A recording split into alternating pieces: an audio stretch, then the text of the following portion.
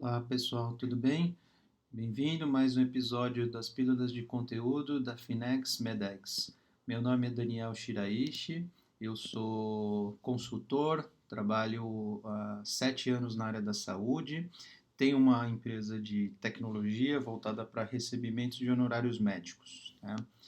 Bom, para começar, a gente vai falar sobre remuneração, contratos e tabelas de remuneração médica. Para dividir um pouco com vocês, eu acabei me envolvendo nessa situação e desenvolvendo uma solução para esse problema por conta de um drama familiar. Né? Meu irmão mudou de São Paulo para Dourados, no Mato Grosso do Sul, e a gente foi entender como a gente poderia resolver o problema dele, que ele estava pensando em voltar para São Paulo porque ele não recebia dinheiro das fontes pagadoras. Então, a conclusão que a gente chegou é que os médicos têm uma perda de 20, 30, 40% às vezes na sua remuneração. E esse diagnóstico não é um diagnóstico específico de um médico em específico ou não, é uma coisa mais geral. Os médicos estão de fato bem preocupados em trabalhar muito, com muita dificuldade, né, nos seus recebimentos.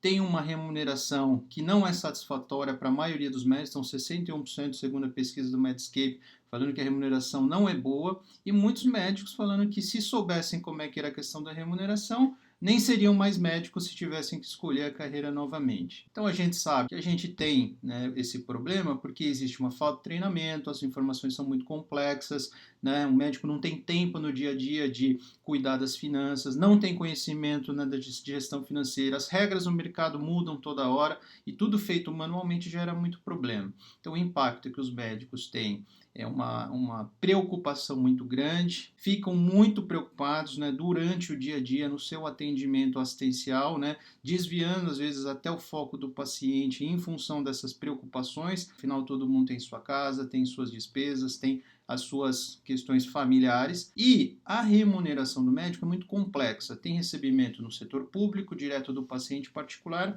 e no privado, que é onde está a maior dor de cabeça, o maior desafio de entendimento dos médicos. Receber por plantão, receber consulta, agora telemedicina, cirurgias, e no final existe uma perda muito grande em glosas que não são recursadas, glosas não recuperadas, valores não faturados, valores pagos a menor ou valores não pagos, isso chegando até quase 30% aí da remuneração do médico. Por que essas coisas acontecem? Né? Que problemas práticos que acabam ocorrendo e que geram essas perdas? Então, quando você fatura para uma operadora de saúde, você calcula de forma incorreta, você fatura diferente, né, das regras de contrato, então às vezes você tem um incremento que pode ser feito, uma atualização de contrato anual, e muitas vezes isso não ocorre. Né? Você tem glosas não recursadas, faturamentos que você não realiza, eventualmente ajustes pontuais no contrato não são atualizados e pagamentos realizados a menor. Quando você recebe de hospitais ou de clínicas, você não tem visibilidade de quais são as regras e tabelas,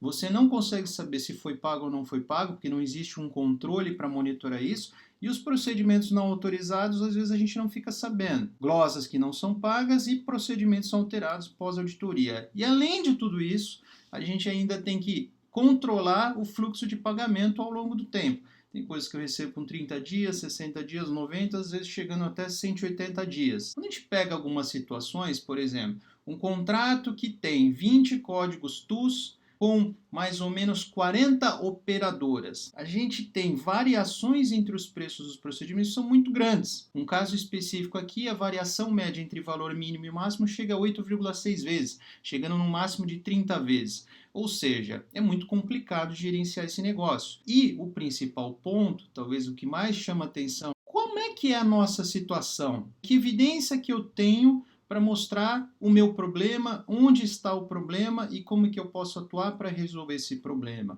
Acho que o desafio maior é entender o problema, né? Onde está o problema. E isso, obviamente, é muito complexo, não é aqui, né, nessa nossa pílula de conteúdo que a gente vai resolver 100% dos problemas, mas o objetivo aqui é trazer para vocês um pouco da situação para iniciar o entendimento para buscar a solução para esse problema específico. As tabelas mais comuns aplicadas no mercado são a CBHPM, AMB e tabelas próprias. E cada uma delas tem uma regra, e o médico acaba recebendo de um hospital que tem 40 operadoras, ele tem mais 3 operadoras dentro do seu consultório, e às vezes, em alguns casos, olhando para o Brasil como um todo, você ainda tem cooperativas médicas onde você vai ter mais lá 15, 20, 30 operadoras, né, que acabam definindo o preço, o valor de cada procedimento. Quando a gente olha para uma regra geral na CBHPM, que é a tabela definida pela AMB, Associação Médica Brasileira, né, que é a orientação para que as fontes pagadoras façam o faturamento e definam os seus preços de cada procedimento, a gente tem que o valor do procedimento depende do local onde você executa o procedimento, então qual hospital você executa o procedimento ou consultório. Você tem um percentual aplicado sobre essa tabela CBHPM, às vezes você aplica um deflator de 10%, 15%, 20%. Você tem parâmetros de cálculo que depende da acomodação do paciente, se é apartamento, enfermaria, se você é cirurgião, se você é um auxiliar, se você fez o procedimento em regime de urgência ou não, e se você fez o procedimento na mesma via ou via separada. A partir dessa combinação de informações, eu posso chegar a ter, num exemplo, de 3 operadoras com 3 planos de saúde, 20 códigos TUS, 180 combinações, né, de preços possíveis como ponto de partida. Se eu tenho 4 hospitais com 6 operadoras, 3 planos, 20 códigos TUS, eu tenho 1.440 combinações. Então, eu já parto de mais de 1.600 combinações de preço, onde eu tenho que aplicar isso, fatores de cálculo, né, de apartamento, enfermaria, urgência, e além disso eu tenho que controlar os prazos de recebimento. Para cada uma dessas combinações de preço eu posso ter diferentes parâmetros e prazos de recebimento. Então isso torna realmente a gestão do recebível do médico extremamente complicada. O que a gente sugere, como que a gente começa o trabalho com qualquer médico para ajudar nessa orientação? Primeiro, dentro de uma operadora, entender os seus contratos, todos os fatores de cálculo, para que a gente consiga entender efetivamente qual é o valor que eu deveria receber para cada uma das minhas fontes pagadoras operadora e cada um dos meus procedimentos dentro da operadora.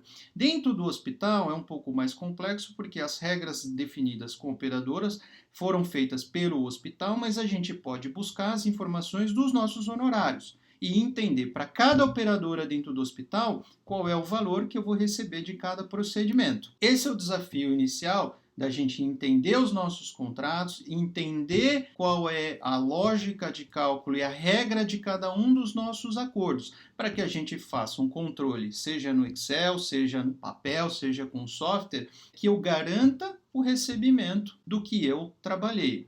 É claro que, manualmente, em função de todas essas combinações e regras que eu comentei anteriormente, é bastante desafiador fazer isso, né, numa planilha, no papel. Agora, o importante, a gente acredita, que é o entendimento para poder fazer essa discussão, a avaliação durante o nosso dia a dia e a negociação com as fontes pagadoras. Então, para essa pílula de conteúdo, o que a gente deixa de dica aí para todos vocês? Primeiro, entender os valores de cada procedimento de todas as fontes pagadoras, sejam elas operadoras ou hospitais. Então, avaliar o seu contrato com a operadora, o contrato assinado, que destaca as informações por procedimento, e o que não tiver no contrato, você pode pedir para a operadora.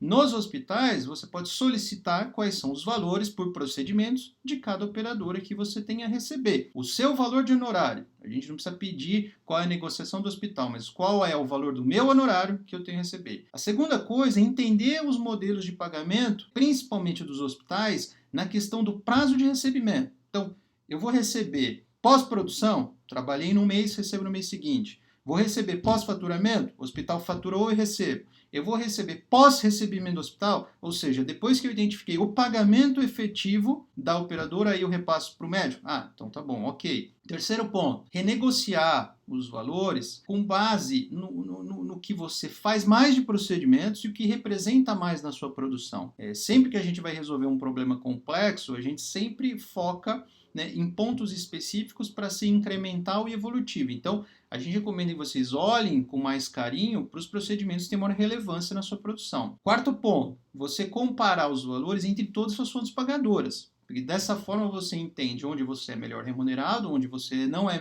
bem remunerado e qual é a representatividade de cada procedimento nas fontes pagadoras. Por fim, acho que a gente precisa priorizar. É difícil a gente analisar e tomar decisões com muita informação. Acho que a gente precisa focar, priorizar e resolver o que realmente tem maior impacto na nossa remuneração.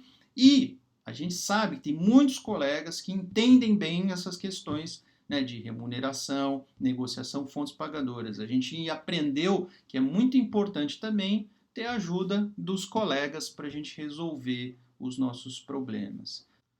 Pensando em todos esses desafios, em toda essa complexidade de informações, cálculos, tabelas, né, discussão dos acordos com as fontes pagadoras, a gente desenvolveu um software para fazer a gestão dos recebimentos médicos, né, usando intensivamente tecnologia para ajudar o médico a fazer a conciliação dos recebíveis deles e que ele possa ter tempo, né, visibilidade, gestão para poder olhar e focar no seu paciente, ter tempo para sua família e que ele possa fazer as melhores escolhas na sua profissão e com os seus parceiros e fontes pagadoras. Então a gente desenvolveu, né, com tecnologia, uma forma do médico garantir a visibilidade dele dos contratos, saber os cálculos, ter o valor exato de quanto que ele vai receber e quando ele vai receber, inclusive considerando toda a equipe, né, que participa da cirurgia, os seus auxiliares e os instrumentadores. Dessa forma, a gente tem uma forma que o médico consiga identificar quanto ele trabalhou num mês, quem vai pagar, quando ele vai receber. Então, se você tiver interesse em entender um pouco mais sobre isso, não perca a próxima aula que a gente vai fazer para explicar como é que funciona uma calculadora de honorários médicos. Obrigado e até a próxima pílula de conteúdo da Finex Medex.